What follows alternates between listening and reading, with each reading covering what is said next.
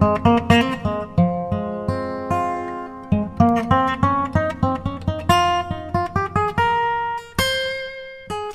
à toutes et à tous, j'espère que vous allez bien. Je vous retrouve aujourd'hui pour une nouvelle présentation de jeu et il s'agit, comme vous pouvez le voir, de mon oracle Graines de Lumière de Lise Desportes paru aux éditions Arcana Sacra.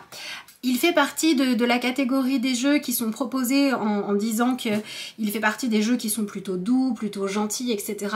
Mais personnellement, je n'ai pas trouvé du tout qu'il avait cette énergie de douceur, mais bien au contraire, il est plutôt du genre franc, à mettre des coups de pied aux fesses et à vous pousser à arrêter de vous trouver des excuses, de vous victimiser ou à sortir de la procrastination pour passer à l'action.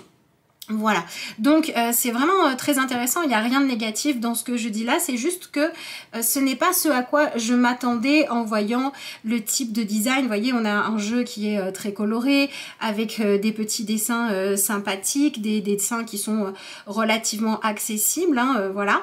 Et avec toutes ces couleurs, etc. C'est vrai qu'on a envie d'y aller et on s'attend à quelque chose d'assez lumineux. Et je vous dis, la réalité, c'est que, alors oui, il va vous aider à atteindre quelque chose de lumineux, mais c'est pas l'oracle qui va vous dire « Oh ben oui, je te comprends » et qui va vous brosser dans le sens du poil. Au contraire.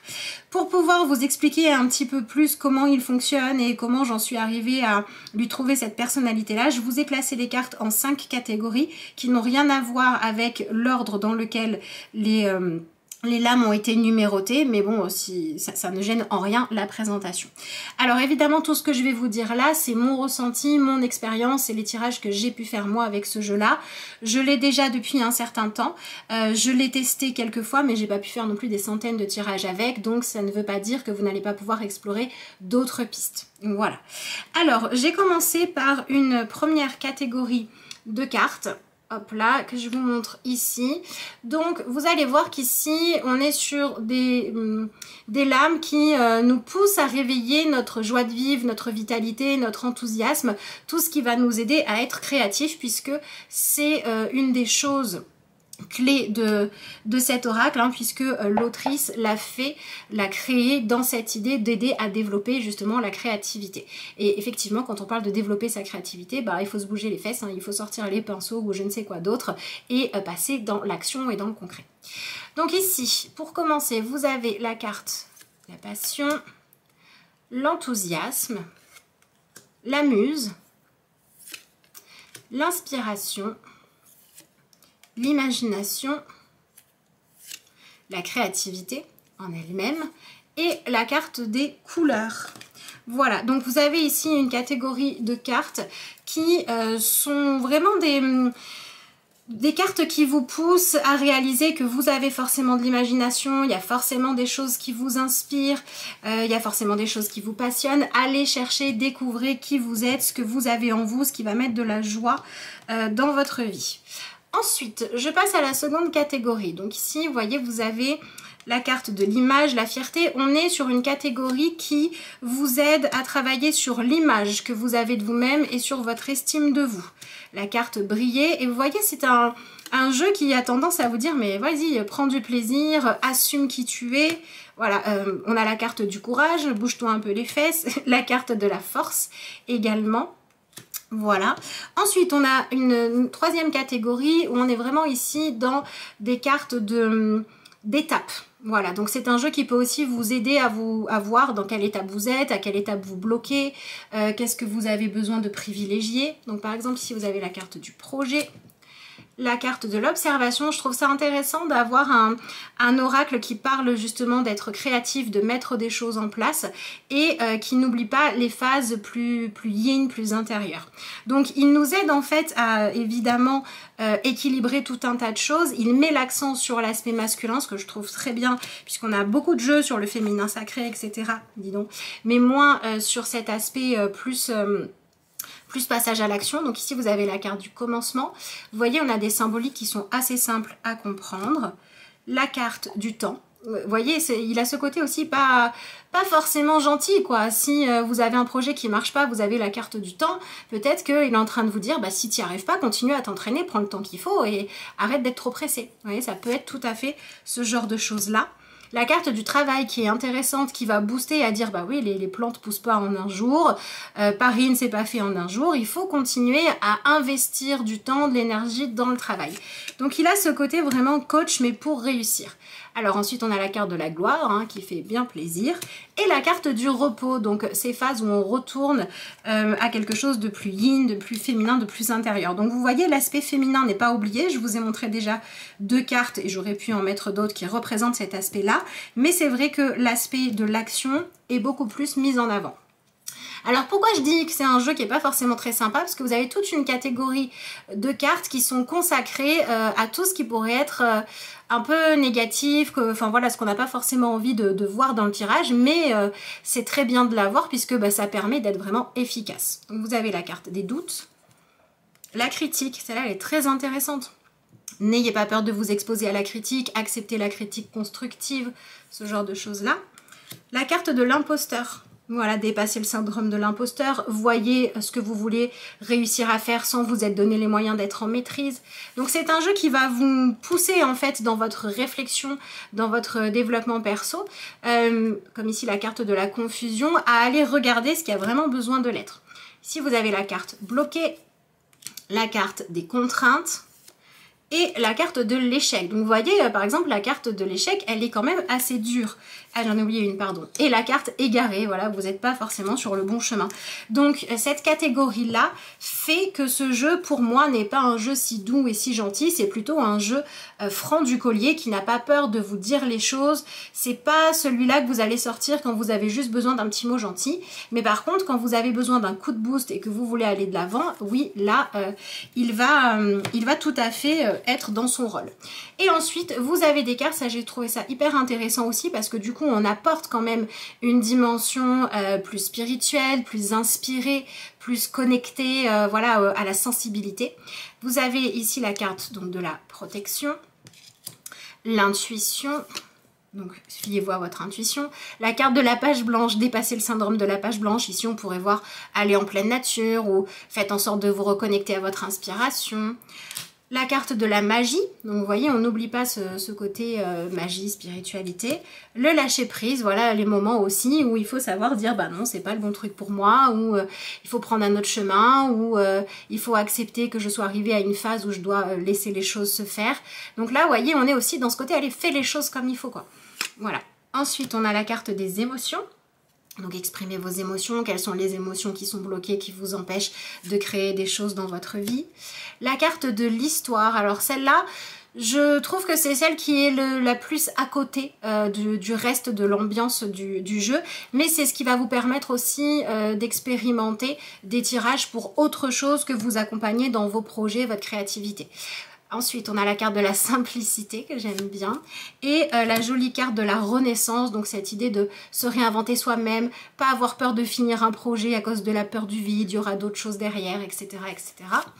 Et enfin, la carte du partage que je trouve très judicieuse ici parce que c'est complètement l'énergie de cet oracle de mettre l'accent sur le besoin d'équilibrer masculin et féminin, les phases intérieures avec les phases de partage, les phases de réflexion avec les phases de création, etc. etc. Donc quand je parle de créativité, je ne parle pas uniquement de créativité dans le sens faire des dessins ou faire de la musique. Hein. Quand vous créez un projet professionnel, c'est de la créativité. Quand vous envisagez de fonder un foyer, c'est créer un foyer. Donc il peut vous accompagner sur pas mal de choses. Je l'ai testé pour les relations sentimentales puisque je sais que beaucoup d'entre vous aiment bien ce genre d'oracle pour ça. C'est peut-être le sujet pour lequel je ne le conseille pas. On n'a pas à proprement parler de cartes... Bah vas-y Crispy, si on te gêne, dis-le. On n'a pas à proprement parler de cartes masculin-féminin, la seule carte qui pourrait en parler éventuellement c'est ça. On n'est pas sur un oracle, vous voyez, qui va présenter des archétypes du style l'homme, la femme, des archétypes du style quand est-ce que l'autre va revenir, mariage. On n'a pas tout ça, hein. C'est pas un jeu à visée sentimentale. Mais pour autant, si vous n'êtes pas dans une idée de faire de la prédiction, mais d'être conseillé pour savoir comment réussir à bien gérer votre propre créativité, votre part d'action, etc. Là, il pourra complètement faire l'affaire sans souci. Alors, c'est un jeu qui A priori, je vous dis, a l'air simple puisqu'on a des cartes qui représentent des symboliques mais qui ne sont pas hyper fournies. Il n'y a pas plein de symboles cachés, plein de petits détails. Donc à vous de voir si c'est ce qui vous inspire, les images simples, ou si vous préférez quand c'est foisonnant. Si vous êtes niveau intermédiaire ou plus, vous pourrez l'utiliser sans souci. Je trouve que les symboliques sont bien représentés, hein. Ici on voit bien la carte du repos, ici, enfin voilà, on comprend bien le message qui veut passer. Donc je trouve qu'il reste quand même facile à interpréter en carte par carte, et je trouve que c'est un jeu qui peut être bien si vous voulez vous entraîner à développer votre interprétation des cartes multiples. Je sais pas moi, imaginons on va prendre celle-ci, pourquoi pas, celle-là, voilà, et celle-là. Allez hop, imaginons vous avez ces 4 cartes-là, vous avez posé une question pour savoir qu'est-ce qui se passe en ce moment, mais on vous dit que vous vous êtes peut-être un petit peu trop éloigné, vous regardez peut-être dans la mauvaise direction par rapport à ce que vous voulez, et vous avez besoin d'arrêter de réfléchir et de laisser jaillir votre créativité à partir de ce qui vous inspire plutôt que de votre mental.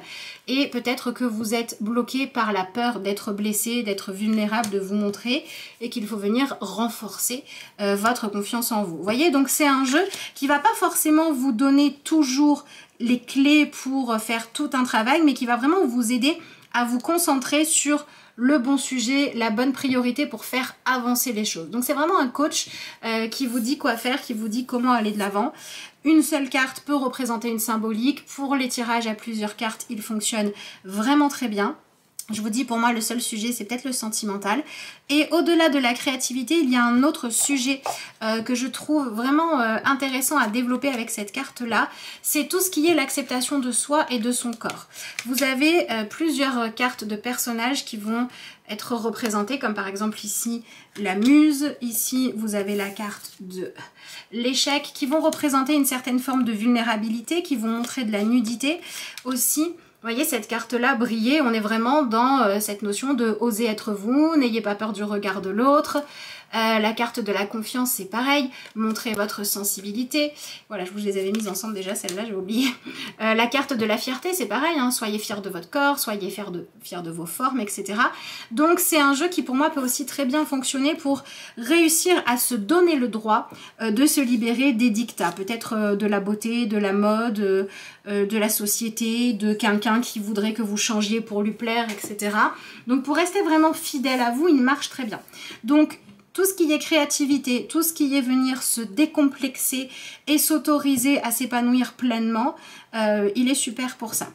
Vous avez 40 cartes, si je ne me trompe pas, oui je crois bien que c'est ça.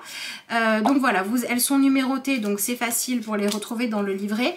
Et pour certaines, vous voyez, comme par exemple celle de l'échec, vous pouvez même utiliser, si vous connaissez par exemple la numérologie du tarot, la numérologie si vous le choisissez, hein, par exemple la carte 10 étant celle de l'échec, qui va correspondre peut-être au moment dans les mineurs du tarot, où on arrive à la fin d'un cycle, où il n'y a plus rien à faire, où le potentiel est épuisé, et vous avez de façon assez logique, voilà, hop, la carte numéro 1 qui est la carte du commencement. Donc si vous avez ces deux cartes là, eh ben, vous voyez, on est dans ce truc un peu dynamique de bon, c'est bon, accepte que ça n'ait pas fonctionné, mais maintenant c'est terminé, et il y a peut-être une autre graine dont tu devrais t'occuper plutôt que de ressasser ce qui t'a blessé. Vous voyez, il booste quoi, il va de l'avant.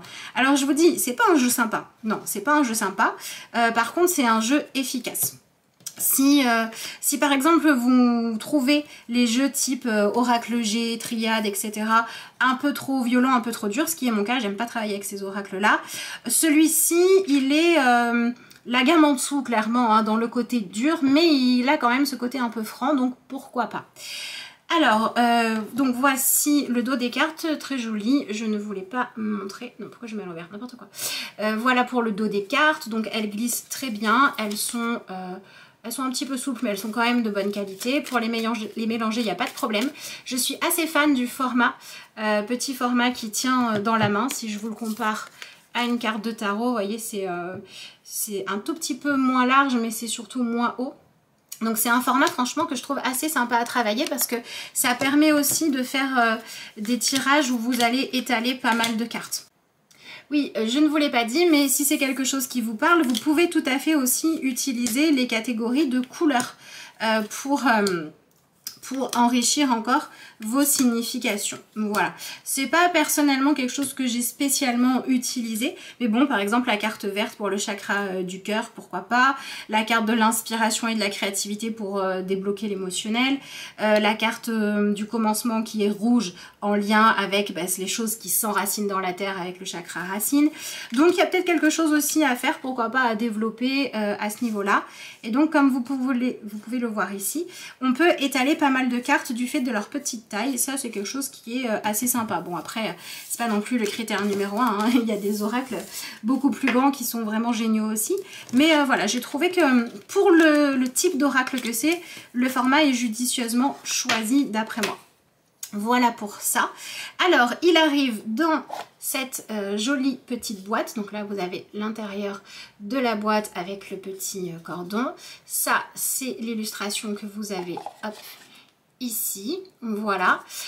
Derrière, qu'est-ce que l'on vous dit? Bienvenue dans ta nouvelle bulle de bonheur. Est-ce que vous allez voir? Je ne sais pas. Mon oracle graine de lumière t'invite à éveiller tes potentiels et ta lumière intérieure. Je trouve que c'est très juste. Je trouve que l'autrice a vraiment livré un jeu qui correspond à ce qu'elle promet. Donc ça, c'est quand même plutôt appréciable, d'autant qu'avec tous les oracles qui sortent en ce moment, franchement, il faut trier. Alors, grâce à ce nouveau compagnon de route, apprends à développer ton intuition et nourrir tes passions. Il t'aidera à renforcer ta confiance en toi, ce qui est vrai, et il t'accompagnera sur ton chemin de vie. Moi, je trouve que là, ça dépend des domaines. Véritable condensé de douceur et de bienveillance, cet oracle vient enrichir donc, la gamme chez Arcana Sacra.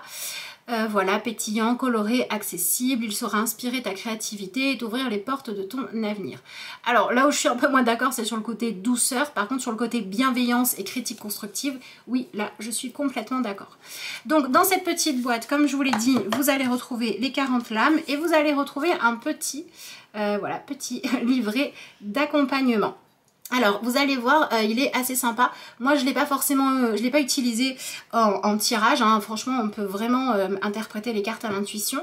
Mais si vous avez envie, pourquoi pas. Et il y a des petits exercices qui sont proposés. Et ça, j'ai trouvé ça super chouette. Donc ici, vous avez le sommaire. Vous avez donc toutes les cartes qui sont numérotées. Donc, on les retrouve facilement. Ça, c'est génial. Je crois qu'il y a des propositions. Alors, choisir la question. Voilà. Et ensuite, vous avez quelques petites propositions de tirage, notamment des tirages en 3 cartes différents. Voilà, pourquoi pas, ça peut être vraiment sympa, surtout si vous débutez. Et ensuite, pour l'interprétation des cartes, alors, c'est en couleur. Et ce que j'ai trouvé vraiment chouette, qu'on trouve vraiment plus tout le temps maintenant dans les oracles, c'est qu'on vous propose à chaque fois une action à mettre en pratique. Par exemple, ici pour la carte du commencement, notez 3 projets, à un court terme, à moyen terme, à long terme. Qu'est-ce que vous... J'en avais vu une qui était sympa, je sais plus. Faire des listes d'envie. Bon, j'en avais vu une, je sais plus où c'était. Voilà, par exemple, pour la carte de l'imagination, on vous dit... Hop, là, j'essaye de faire en sorte que vous voyez bien. Prends une feuille et laisse ta main la gribouiller librement. Une fois la feuille pleine, laisse ton imagination trouver dans ton dessin des formes d'animaux, d'objets, de personnages, redessinés avec d'autres couleurs, des motifs, amuse-toi. Donc si vous cherchez aussi des sources d'inspiration pour faire du journaling, pour faire de l'art-thérapie, pour remplir pourquoi pas, hein, vos journaux de tirage, les égayer, etc., ça peut être chouette. Et c'est également... Les exercices qui sont proposés, je trouve, aident aussi à se libérer d'un certain besoin de perfectionnisme qui parfois peut vous empêcher d'oser faire des choses, d'oser essayer en vous disant « ouais non mais je sais pas faire, ça sera pas parfait, etc. » Donc il est très... Si on devait donner un mot-clé, je dirais que c'est un oracle qui est très libérateur. Voilà, je vous avoue que c'est un jeu qui au départ j'étais un peu sceptique et puis finalement en le testant je me suis dit waouh, mais il envoie quand même des messages assez boostants, donc plutôt une belle surprise. Voilà, parce que c'est un jeu qui m'a été envoyé par les éditions Arcana Sacra. C'est pas moi qui ai choisi de l'acheter au départ. Enfin, c'est pas moi qui l'ai commandé, tout simplement. Voilà. Et finalement, je suis bien contente d'avoir pu le découvrir. Donc, j'espère que cette présentation vous a plu. Dites-moi si vous l'avez déjà, ce que vous en pensez. Si, suite à cette présentation, vous avez envie de l'acquérir et de le tester, n'hésitez pas à me le dire également. Moi, je vous remercie d'avoir suivi cette vidéo et puis je vous dis à bientôt.